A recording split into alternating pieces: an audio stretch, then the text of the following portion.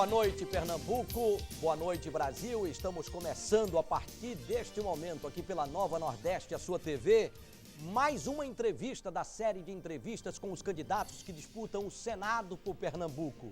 Hoje é a vez do candidato Danúbio Aguiar, ele que é candidato a senador pelo PCB, é o nosso convidado de hoje. Quero cumprimentar você de casa, que nos assiste em TV aberta no canal 22, em toda a região metropolitana do Recife. Você que está na Cabo Mais, na canal 20, na NET TV, canais 45 e 58, em Vitória de Santo Antão, com a TV Tabocas, nossa retransmissora na cidade de Vitória, canal 18, no interior do estado de Pernambuco, Timbaúba, canal 21, Vicência, canal 28, e vai por aí, pelo interior afora, através da nossa rede de retransmissoras. Nós também estamos ao vivo neste momento na nossa TV IP, através do nosso portal www.tvnova.tv.br, onde você pode conferir as entrevistas que nós já fizemos e as entrevistas que estão programadas até o dia 30, onde é o limite da lei eleitoral, e vamos entrevistar o nosso último candidato. Começamos com a série de entrevistas com os candidatos que disputam o Senado, depois vamos receber os candidatos que disputam o governo do estado, e assim a gente cumpre com o nosso papel na democracia, né? Esse papel de levar até você a informação, sobretudo levar até você que nos assiste e nos acompanha aqui pela TV Nova Nordeste o que pensam os principais, todos os candidatos que disputam o Senado e o governo do estado de Pernambuco. Vamos começar conhecendo um pouco o perfil do nosso convidado de hoje. Danúbio Aguiar é pernambucano de Sertânia. Nasceu no dia 7 de maio de 1943. É publicitário e candidato pelo Partido Comunista Brasileiro, PCB, com o número 211. Danúbio Aguiar, candidato ao Senado pelo PCB. Eu vou fazer a primeira pergunta, que está aqui no script, é uma pergunta básica, né? Por que o senhor quer ser candidato para representar Pernambuco lá no Senado da República? Boa noite, Danúbio, é Danúbio mesmo, né? Danúbio, boa noite. É, Danúbio. Uhum. Não é que eu queira ser candidato, eu sou candidato, né?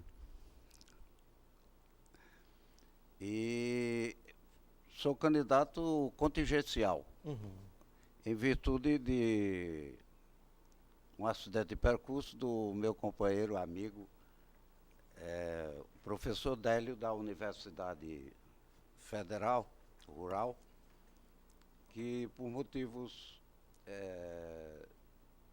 outros deixou de ser candidato. E eu, como segundo suplente, eu não imaginava nunca que viesse a ser candidato, até porque nunca tive pretensões políticas, pessoais, no que concerne a ser candidato.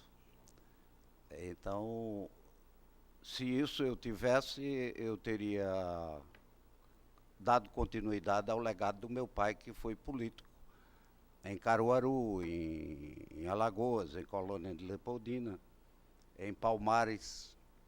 Meu pai foi vereador, pretenso vereador pelo Partido Comunista já em 1947 e 48 em Caruaru, e depois presidente da Câmara de Colônia Leopoldina e, consequentemente, em Palmares, foi secretário da Câmara durante muito tempo, e depois, como é muito comum no Brasil os golpes militares, o de 64 o afastou.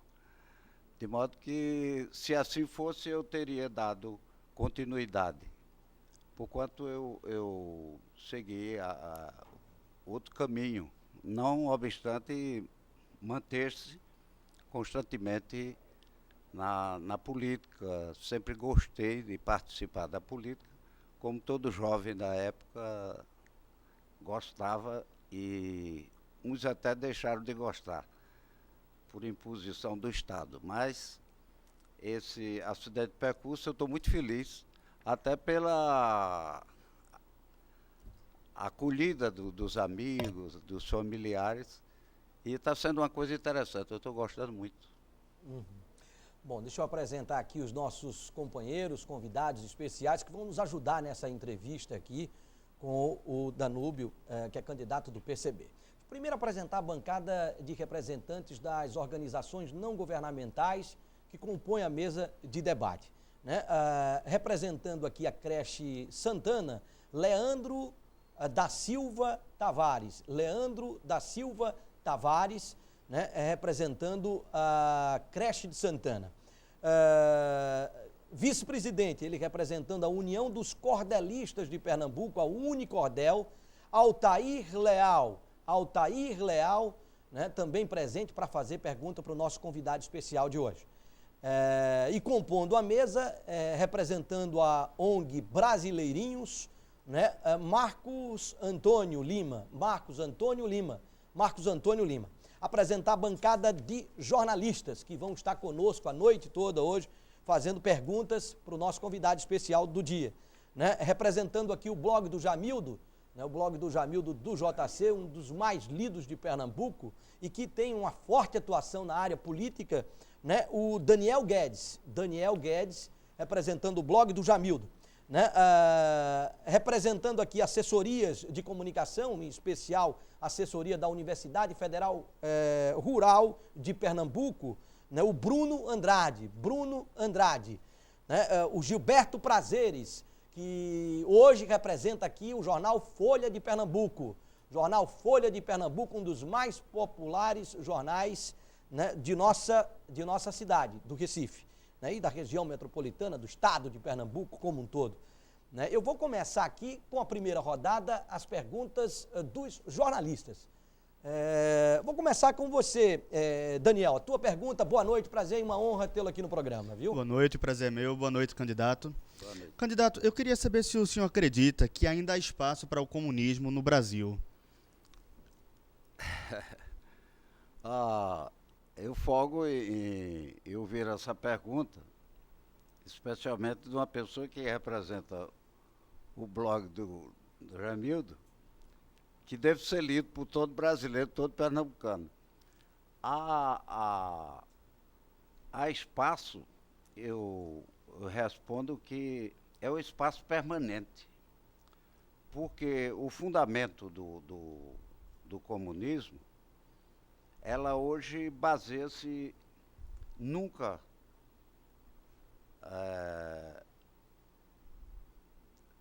esquecemos os outros que formularam esse pensamento filosófico. Mas marxismo é uma ciência da mais profunda imaginação humana, porque é o rescaldo de uma série de filosofias, alemães principalmente, de uma época em que a humanidade sofreu tanto que não podia ser tão boa quanto é.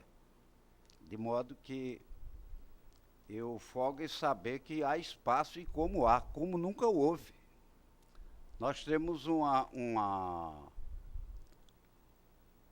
caminho a seguir, depois que nós estivemos no nosso último congresso, que é o caminho de uma realidade absolutamente objetiva, que é os caminhos do marxismo, através da prática, através da essência do socialismo, que surge a cada dia na feira, na hora da refeição em casa, e até no banheiro quando você está cantando as músicas do seu mais querido ou mais querida cantora ou compositor. De forma que há espaço e é de uma dimensão até preocupante para aqueles que contestam o marxismo-leninismo.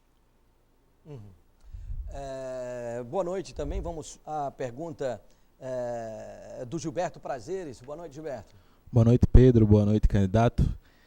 Para ser candidato ao Senado, é necessário que haja a intenção de fiscalizar as ações do governo federal. Como o senhor vê os investimentos do governo Lula aqui em Pernambuco, principalmente no tocante ao PAC e obras no Sertão do São Francisco?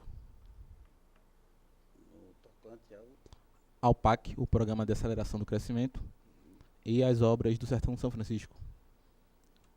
Eu acho a coisa mais fantástica que Pernambuco já ouviu. Porque quando o grande pensador da Sudene, aquele paraibano querido, imaginou um desenvolvimento para o Nordeste, ele teve a clara evidência de que o Nordeste teria solução. E nós sabemos que o problema do Nordeste é uma indústria existente desde a sua colonização, que é a indústria da seca. Se você pegar a história, eu me dirijo agora aos estudantes da Universidade Maurício Nassau, da faculdade, da universidade, porque eu vejo um interesse muito grande pela história contemporânea e é necessário que se faça uma revisão da história deste país, uma história absolutamente diferente da história oficial. De modo que é bastante alvissareira a situação que estamos vivendo em Pernambuco, através das obras a que se referiu o companheiro Gilberto, o camarada Gilberto, permita-me a terminologia, porque essas obras poderão sim trazer uma forma de desenvolvimento para o nosso Estado que, durante longos e longos séculos, foi objeto de mão de obra, e especialmente a mão de obra pesada, para os países do Sul e do Sudeste, e a fome campeando, e o atraso, e a seca, e todos os males da saúde, da educação, do transporte em que nós vivemos. De modo que poderia ser melhor até, se os outros que antecederam ao Lula, o querido Lula do povo, né? Este país nunca viveu uma adoração a um presidente como aconteceu com Lula, mesmo na época de Getúlio, no getulismo, e também com o Juscelino Kubitschek, do qual eu já fui uma testemunha dessa história, porque eu já peguei o Getúlio Vargas, eu ainda estava patinando, fazendo panfletagem inicial para o meu pai. De modo que, mas dali já se deu mais ou menos o parâmetro das distorções da política brasileira, né, com o desaparecimento trágico de Getúlio Vargas e as tentativas de golpe, aquela coisa toda que vocês conhecem bastante. De forma que o Lula poderia ter vindo antes, não é? Quem sabe poderá até vir depois. Eu não vejo prejuízo nenhum o que Lula fez. Só que poderia, por exemplo, ter tomado uma medida absolutamente transformadora com a